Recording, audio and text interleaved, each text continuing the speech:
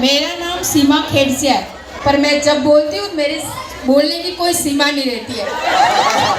लेकिन आज मुझे समय सीमा में बांधा गया है, इसलिए जो जरूरी है मैं उतना ही बोलूँगी। मेरा आज का विषय है हमारी यात्रा, तीर्थ यात्रा या पर्यटक यात्रा।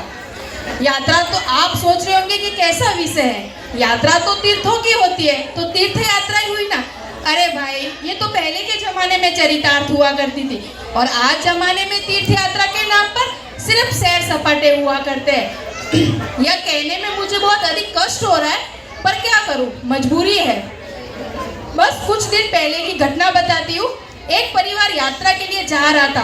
कपड़े, सामान, कुछ जरूरी सामान के साथ में ताश, हाउजी, ब्लूटूथ, स्पीकर आदि पैक कर रहा था। जब उनसे पूछा गया कि भाई तीर्थ यात्रा पर इन सब चीजों की क्या जरूरत है, तो सुनो भाई साहब ने क्या कहा। अरे अत्रो मोटो ग्रुप है, सोरा सोरी हाथे है, कटे बोर नहीं भाई जी, जरूर खेलवारू सामान हाथे रखू पड़े। हे भगवान, जब बच्चे ही जब माता पिता ही बच्चों को ऐसी यात्रा करवाएंगे तो बच्चे क्या सीखेंगे, और सोचो बच्चों की यात्रा कैसी होगी। अब ये हो गई हमारे यात्रा पे जाने के पहले की बात।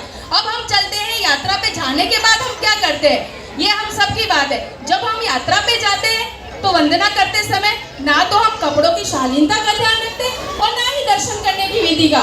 कई बार तो हम दर्शन करके आ भी जाते हैं, पर हमें ये भी नहीं पता होता कि प्रतिमा जी कौन सी थी। हम तो बस सबसे पहले दर्शन करके कौन आए इसी होड़ में रहते हैं।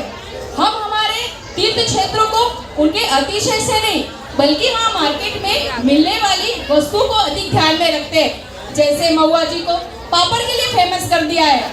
महुआ जी जाएंगे तो पापड़ का स्टॉक लाने का प्रयास करते हैं कि इनके किने बेवन जी पापड़ मंगाड़िया, किने बेने पापड़ मंगाड़िया, किने भाभी पापड़ मंगाड़िया। अरे नव बेवन जी बड़ी पहली मेरा पापड़ मंगाड़िया, पापड़ तो ले जाना पड़ेगा। हमारा पूरा ध्यान पापड़ पे रहता है, ना कि महुआ जी में। महुआ जी तो निमित्त मात्र है। इसी तरह हम महावीर जी में पुत्र मोह की इच्छा लेके जाते हैं, पदम प्रभु जी में भूत भगाने जाते हैं। अरे बुद्धिजीवियों, तुम्हारी समझ को क्या हो गया है, जो वितरागी होकर बैठे हैं तुम उन्हीं से संसार की सामग्री मांग रहे हो। बड़ी विचित्र बात है। जब हम वंदना करने जाते हैं तो हमारा ध्यान फोटोज और रील्स पे रहता है, ना कि दर्शन पे।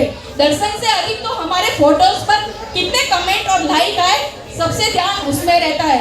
अगर हमारी रील हो गया है, जो वितरागी होकर बैठे हैं तुम उन्हीं से संसार की सामग्री मांग रहे हो।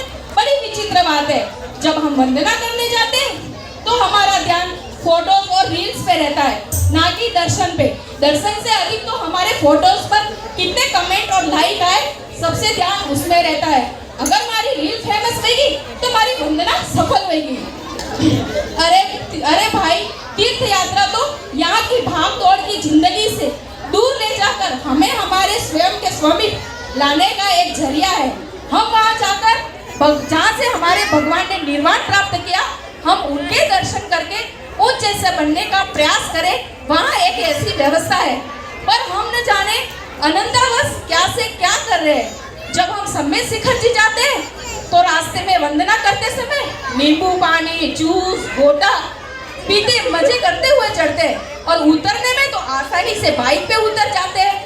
ये सब करके हम हमारे स्वयं की तो हानि कर ही रहे हैं, साथ में अधर्मियों को भी आश्रय देकर धर्म की भी हानि कर रहे हैं।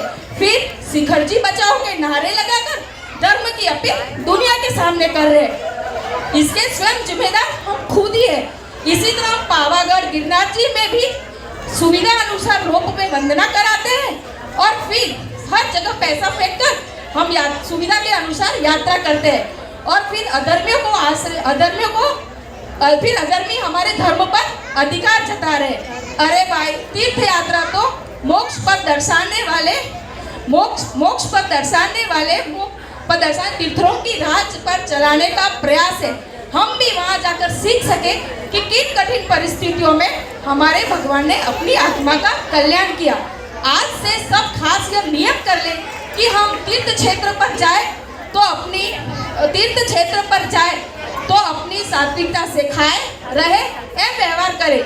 किसी भी तीर्थ क्षेत्र पर जाकर धर्मशालाओं की कमी न निकाले और अपने बच्चों को भी साथ में लेकर जाए और उन्हें अपने तीर्थंकरों के जीवन के तप त्याग से अवगत कराए और उनमें धर्म पैदा करने की जागरूकता पैदा करे।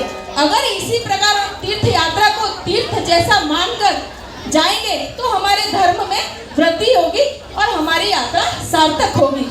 जो मन में रखकर संसार मैं चला तीर्थों के द्वार, तो कैसे हो उद्धार, तो कैसे हो उद्धार। सीमा जी के लिए तालियों की कोई सीमा नहीं होनी चाहिए।